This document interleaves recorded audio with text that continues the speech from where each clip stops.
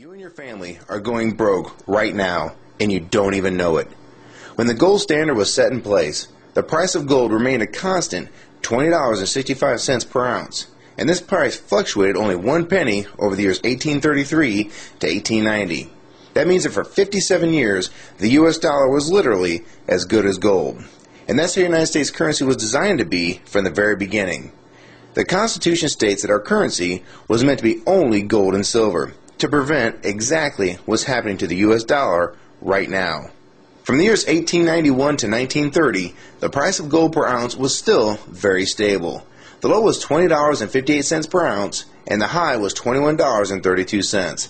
And this means that between the years of 1833 to 1930, for a total of 97 years, the price of gold changed in U.S. dollars only 74 cents from top to bottom. Interestingly enough, the price of gold hit an all-time low during the Depression year of 1931.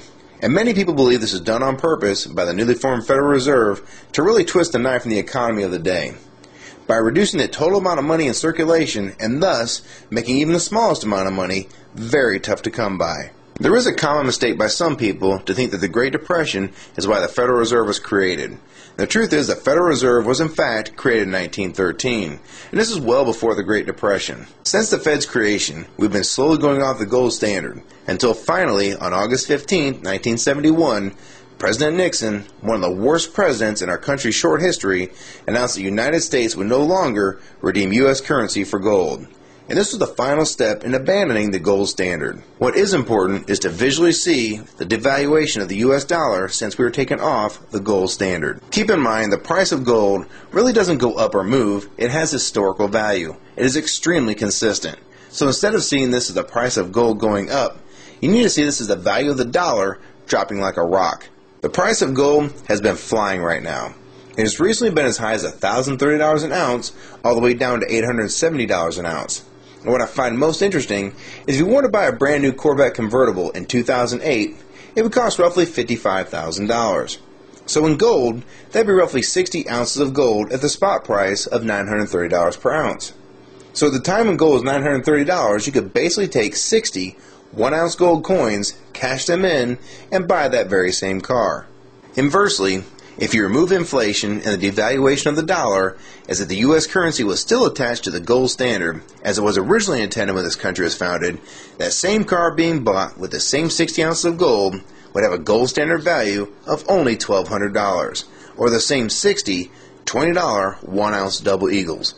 So if that car price today is $55,000 and the gold standard value is $1,200, this means that we're sitting on roughly $53,800 inflation over the last 100 years for a $1,200 item.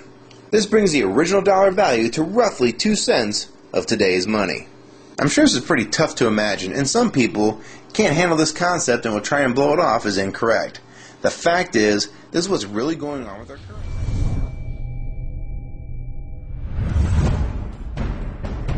Currencies have been backed by oil, by gold and silver, by land.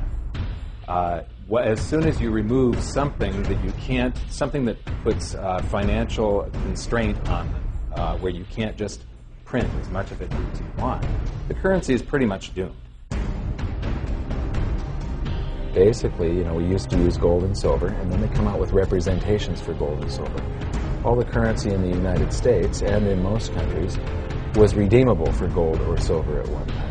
Our currency used to say there have been deposited with the Treasury of the United States $100 in gold coin payable to the bearer upon demand. You go into any bank, slap down your currency on the counter, and ask for your money, your gold and silver, and they would give it to you.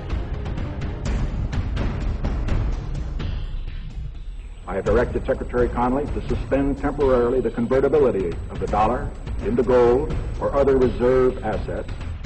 Never in the history of the world has this ever happened.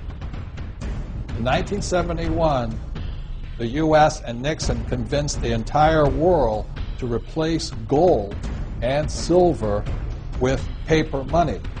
This stuff. Cash is trash. They just type them into a computer, the dollars. They don't have to print them anymore. It used to be that you had to mint coinage to expand the currency supply. Then you had to print paper to expand the currency supply. But now all you do is you add zeros to it.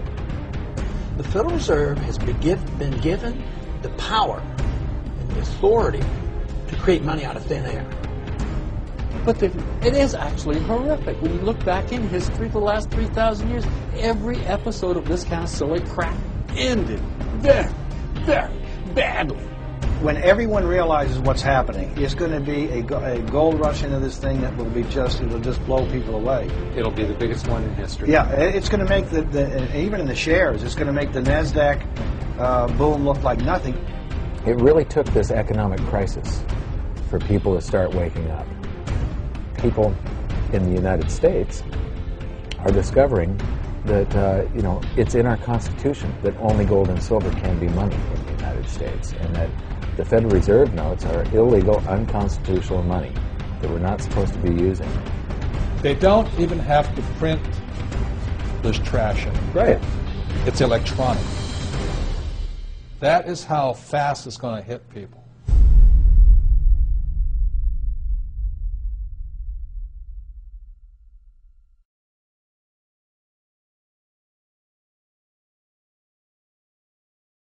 This is what the Founding Fathers warned us about and tried to prevent from happening with the Constitution. What people need to understand is that the excess printing of the United States currency is just another tax on the American people. It takes the value of the dollars that they have and makes them worth less in the long run. Meanwhile, you're still making roughly the same amount of money, yet the prices for everything from gas to milk are going up constantly, when in fact, nothing is really going up in price. It's the dollar's actual value that's been dropping, and not prices going up. I can't emphasize this enough. If you like this video and find it helpful, please rate it and share your comments on the subject, favorite it, and most importantly, please share this video with everyone you know.